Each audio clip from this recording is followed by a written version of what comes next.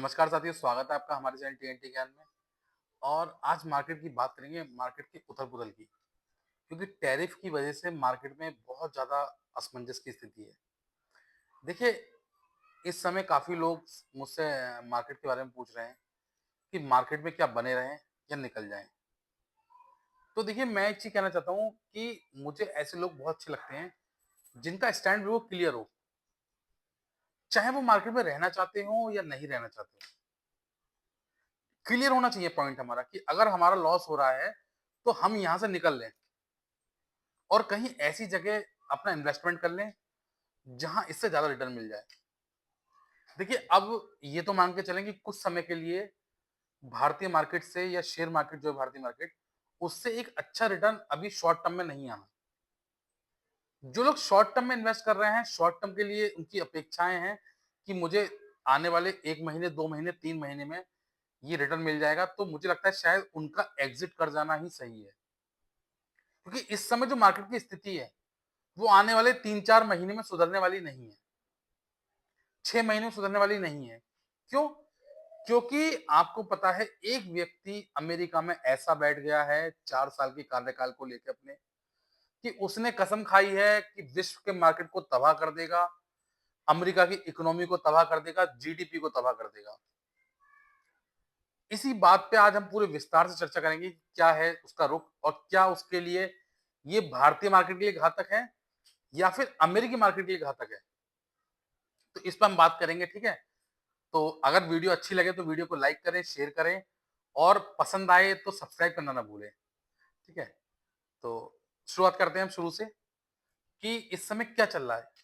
America ने भारत पे tariff थोप दिया, ठीक है? जो उनकी शर्तें हैं वो सबको पता है कि रूस के साथ व्यापार ना करे भारत। जो क्रूड ऑयल की जो भारत इंपोर्ट कर रहा है उसको बंद कर दे। जितनी भी नेचुरल गैस का इंपोर्ट कर रहा है वो सारी बंद कर दे। या जिस भी तरीके का वो व्यापार रूस से कर रहा है, चाहे वो क्रूड को लेके है, चाहे वो नेचुरल रिसोर्स से लेके है, चाहे वो डिफेंस सेक्टर से लेकर रिलेटेड है, उस सारे व्यापार को भारत तुरंत बंद कर दे, तो ये टैरिफ हट जाएगा भारत के ऊपर से। लेकिन इसकी क्या गारंटी है कि अगर वो ये सब चीजें भारत सरकार बंद कर दे, तो आप टैरिफ बंद कर देंगे या रोक देंगे? क्या पता कोई नई चीज ढूंढ लाए। अब कह दें कि वो भारत में हमारी ये बनवाओ, अब भारत ऐसा करना शुरू कर दे, अब भारत पाकिस्तान को कश्मीर दे दे।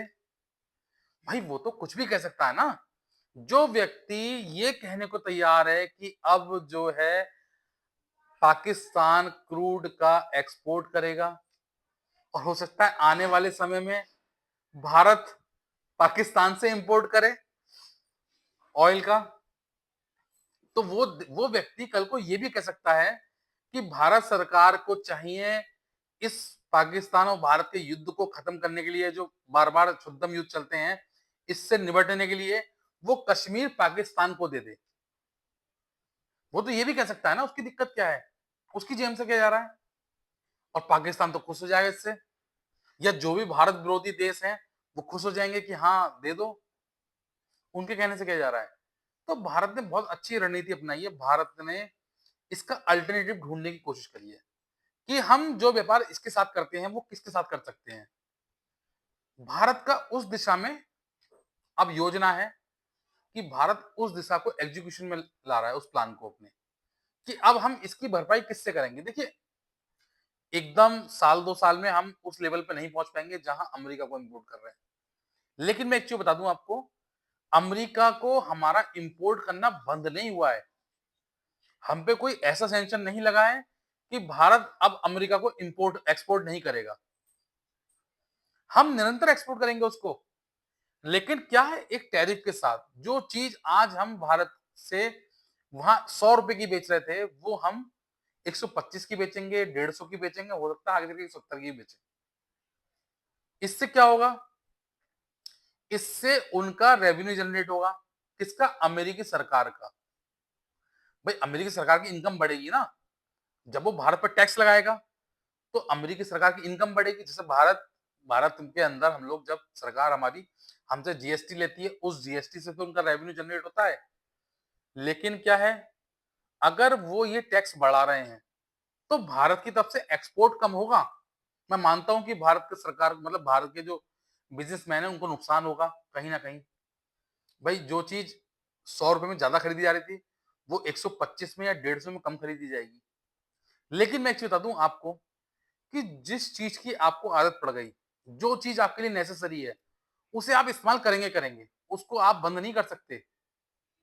तो जिस चीज की अमेरिकी वासियों को जरूरत है, हो सकता है वो चीज भारत ही एक्सपोर्ट करता हो उसको। बहुत सारी चीजों में भारत की मोनोपोली है, तो वो सेक्टर तो चलेंगे चलेंगे। उससे दिक्कत क्या होगी?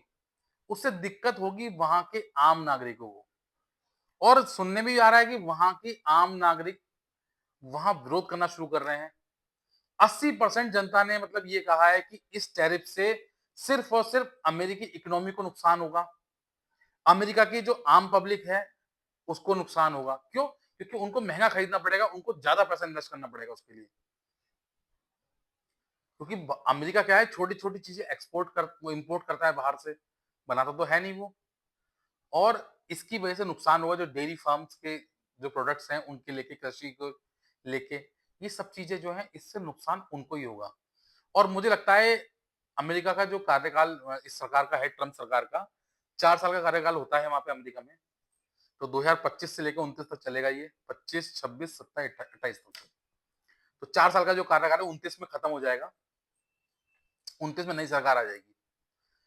तो मुझे लगता है शायद इस 4 साल में वो अमेरिका के लिए इतना बेहतरीन काम कर जाएंगे, इतना अच्छा काम कर जाएंगे कि शायद ही कोई सरकार आज तक करी हो, और ना ही कोई सरकार भविष्य में कर पाएगी। अमेरिका को ऐसी बुलंदियों पे ले जाएंगे वो। कैसी बुलंदियों पे? ऐसी बुलंदियों पे कि जहां कोई और होगा ही नहीं। बिल्कुल गर्त में ले जाएंगे, उसकी इकोनॉमी बिल्कुल ध्वस्त कर देंगे। अमेरिका को बिल्कुल खत्म करके मानेंगे डोनाल्ड ट्रंप, ये उन्होंने मन में ठान लिया है। अब आप सोचेंगे ऐसा क्यों कह रहा हूं मैं? आप देखेंगे कि उनकी जो जीडीपी ग्रोथ है वो दिन बर दिन कम होती जा रही है। और जीडीपी ग्रोथ कब कम होती है? जब फिजिकल डेफिसिट बढ़ता है। और फिजिकल डेफिसिट कब बढ़ता है? जब अर्निंग के सोर्स कम हो जाते हैं और एक्सपेंस के सोर्स बढ़ जाते हैं। और इनके साथ यही दिक्कत हो रही है। अब इनकी अर्निंग कम होती जा रही है, जीडीपी ग्रोथ माइनस में पहुंच जाएगा आने वाले समय में। मुझे लगता है इस बार का जो एक्सपेक्टेशन है इनकी जीडीपी ग्रोथ का वो 1.52% है। मतलब लगभग 1.5%, हो सकता है इससे कम भी हो जाए। अभी तो क्योंकि चल ही रहा है क्वार्टर, अभी सेकंड को हाफ चल रहा है। तो आने वाला जो समय है, ये जब ये फाइनेंशियल ईयर पूरा होगा तो मुझे लगता है शायद वो 1.5% से भी नीचे होगा। अब जिस देश की जीडीपी ग्रोथ ही गर्त में जा रही है, उस देश का भविष्य अंधकार में ही है, और मुझे लगता है बर्बाद होके मानेगा। तो अमेरिकी इकोनॉमी को ये बर्बाद करने के लिए कसम खाई है इन्होंने, और इनका कार्यकाल इसीलिए है। और ये कार्यकाल पूरा करते करते वो इस अमेरिका को पूरा कर जाएंगे, निपटा जाएंगे। इसलिए भारत वालों को टेंशन लेने की जरूरत नहीं है। भारत को जरूरत क्या है? देखिए, मैं अभी शुरू में मैंने वीडियो में एक बात कही थी कि कुछ लोगों का मुझे स्टैंड बिल्कुल क्लियर अच्छा लगता है कि उनको मार्केट में रहना है या नहीं रहना है। अगर ये क्राइसिस आए हैं तो इसे छोड़ के भागना है। बिल्कुल सही समय है, मार्केट से तुरंत निकल लो। जिनकी समझ सोच ये है कि शॉर्ट टर्म में पैसा इन्वेस्ट करके मुझे प्रॉफिट लेना है, वो निकल लें इस मार्केट से। इस समय इसमें लॉस होगा उनको। वो कोई और जरिया अपनाएं, सरकार की कोई और पॉलिसी में इन्वेस्ट करें, कोई किसी और स्कीम में इन्वेस्ट करें जिसमें वो सेफ और मुझे लगता है फिक्स रिटर्न जिसमें मिल सकता है उनको, वो उसमें इन्वेस्ट करें। इसमें उनको रिटर्न नहीं मिलेगा, इसमें उनको प्रॉफिट नहीं होगा, ये गारंटी है मेरी। क्योंकि इस समय मार्केट, मुझे लगता है इस पूरे कार्यकाल में ट्रंप के मार्केट इस तरीके से रहेगा। और ये भारतीय मार्केट की बात नहीं है, ये ओवरऑल वर्ल्ड की बात है। किसी भी मार्केट में आप चले जाइए, आपको मार्केट रेड ही रेड दिखेगा सब जगह। क्योंकि ऐसा कोई देश बता दीजिए जिससे अमेरिका के इस समय संबंध अच्छे हों। आप नाम लीजिए जिसको जिसको वो गोद में लेके घूम रहे हैं, जो इनकी पूंछ पकड़ पकड़ घूमता है, छोटा सा पिल्ला, पाकिस्तान। कितना टैरिफ है पता है आपको उसके ऊपर? 19%। भारत पे कितना लगाया? सिर्फ 25%। तो अगर दोस्त पे 19% लगा रहा है और दुश्मन पे 25% लगा रहा है, तो भाई ऐसी दोस्ती से दुश्मनी अच्छी। क्या फायदा ऐसी दोस्ती का? तो भारत तो बहुत बढ़िया है मुझे लगता है शायद, क्योंकि भारत का स्टैंड भी वो क्लियर है कि भारत इनके दबाव में नहीं आने वाला। भारत ने अल्टरनेटिव ढूँढना शुरू कर दिया है और व्यापार को एक नई दिशा दे दी है। और देखिए भारत सरकार की कोशिश है, जो भारत के वाणिज्य मंत्री हैं पीयूष गोयल जी, उन्होंने उन्होंने साफ कहा है कि हम एमएसएमई के लिए जो कर सकेंगे वो करेंगे। जो भी भारतीय बिज़नेसमैनों के लिए हम सपोर्ट के लिए कर सकेंगे वो ज़रूर करेंगे।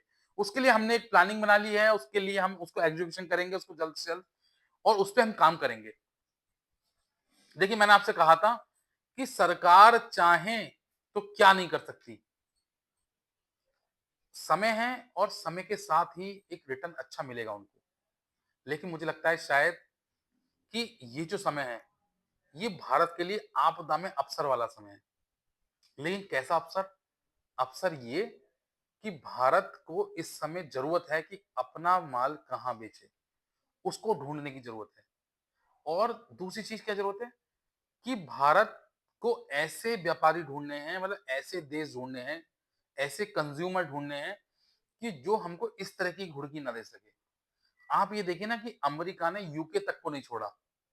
वो यूरोपियन कंट्री जो हमेशा अमेरिका की पिछलग्गू थी, जो हमेशा अमेरिका के कहने में चलती हैं, जब वो उन देशों को नहीं छोड़ रहे, तो भारत कैसा एक्सपेक्टेशन कर सकता है कि वो भारत के फेवर में काम करेंगे या भारत के हितों के लिए काम करेंगे या भारत को सपोर्ट करेंगे? ये तो सिर्फ और सिर्फ दिखावा ही कर सकते हैं, सिर्फ और सिर्फ भारत के लिए आग उगल सकते हैं, जहर उगल सकते हैं। देखिए एक चीज मैं बता दूं आपको, अगर आपको ध्यान हो इंसिडेंट्स, एक इनके पूर्व राष्ट्रपति थे, जब वो भारत आए तो भारत ने उनकी बहुत आवभगत करी, बहुत खिलाया-पिलाया, बहुत मतलब उनको गिफ्ट भी दिए, अच्छी-अच्छी जगह घुमाई उनको, और उसके बाद वो भारत से जब अमेरिका पहुँचते हैं, तो भारत के खिलाफ एक बयान जारी करते हैं कि भारत में बहुत असहिष्णुता है।